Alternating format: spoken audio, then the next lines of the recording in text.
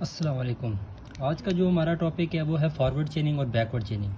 Forward चेनिंग में ये होता है हमारे पास डेटा ड्रिवन होता है। मिसाल के तौर पर हमें सिर्फ डेटा अवेलेबल होता है, उस डेटे के ऊपर हमने रूल्स वगैरह अप्लाई करके हमने उसका कंक्लूजन मतलब आंसर निकालना होता है।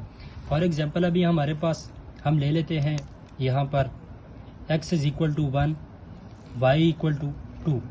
ये हमारे पास डेटा हो गया और हमने हमारे पास जो रूल्स हैं फॉर एग्जांपल ये है हमारे पास, और कंक्लूजन हम यहाँ पे कर लेते हैं।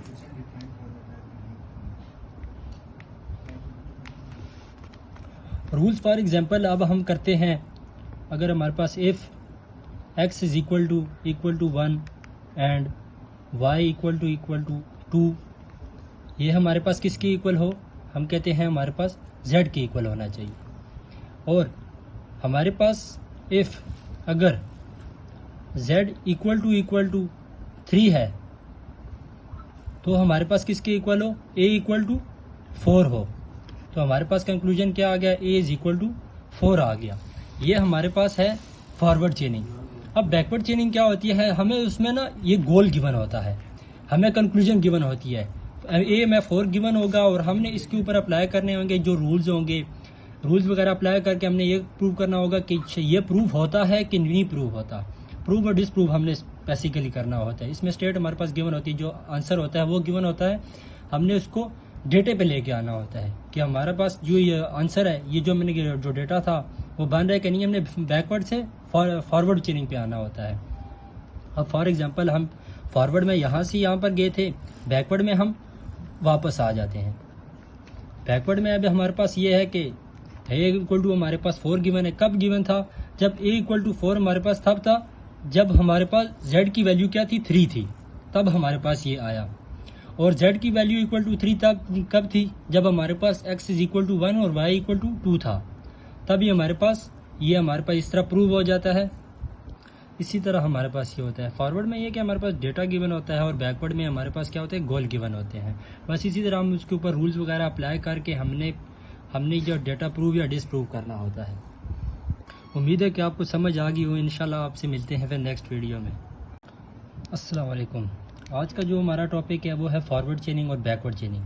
फॉरवर्ड चेनिंग में ये होता है हमारे पास डेटा ड्रिवन होता है। मिसाल के तौर पर हमें सिर्फ डेटा अवेलेबल होता है, उस डेटे के ऊपर हमने रूल्स वगैरह अप्लाई करके हमने उसका कंक्लूजन मतलब आंसर निकालना होता है।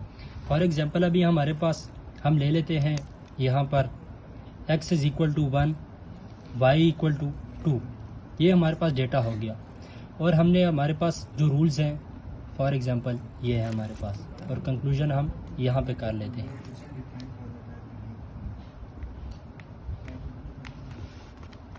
रूल्स फॉर एग्जांपल अब हम करते हैं, अगर हमारे पास if x is equal to 1 and y equal to 2, ये हमारे पास किसके इक्वल हो, हम कहते हैं हमारे पास z के इक्वल होना चाहिए। और हमारे पास इफ़ अगर z इक्वल टू 3 है तो हमारे पास किसके इक्वल हो, a इक्वल टू 4 हो, तो हमारे पास कंक्लूजन क्या आ गया, a इज़ इक्वल टू 4 आ गया। ये हमारे पास है फॉरवर्ड चेनिंग।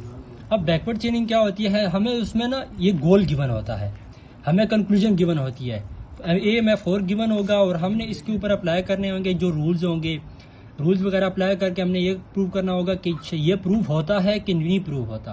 प्रूव और डिसप्रूव हमने बेसिकली करना होता है। इसमें स्टेट हमारे पास गिवन होती है, जो आंसर होता है वो गिवन होता है, हमने उसको डेटे पे लेके आना होता है कि हमारे पास जो ये आंसर है, ये जो मैंने जो डेटा था वो बन रहा है कि नहीं, हमने बैकवर्ड से फॉरवर्ड चेनिंग पे आना होता है। अब फॉर एग्जांपल हम फॉरवर्ड में यहाँ से यहाँ पर गए थे, बैकवर्ड में हम वापस आ जाते हैं। बैकवर्ड में अब हमारे पास ये है कि a इक्वल टू हमारे पास 4 गिवन है। कब गिवन था, जब a इक्वल टू 4 हमारे पास तब था जब हमारे पास z की वैल्यू क्या थी, 3 थी, तब हमारे पास ये आया। और z की वैल्यू इक्वल टू 3 तब कब थी, जब हमारे पास x इज इक्वल टू 1 और y इक्वल टू 2 था, तभी हमारे पास इस तरह प्रूव हो जाता है। इसी तरह हमारे पास ये होता है फॉरवर्ड में, ये कि हमारे पास डेटा गिवन होता है और बैकवर्ड में हमारे पास क्या होता है, गोल गिवन होते हैं। बस इसी तरह हम उसके ऊपर रूल्स वगैरह अप्लाई करके हमने जो डेटा प्रूव या डिसप्रूव करना होता है। उम्मीद है कि आपको समझ आ गई हो। इंशाल्लाह आपसे मिलते हैं फिर नेक्स्ट वीडियो में।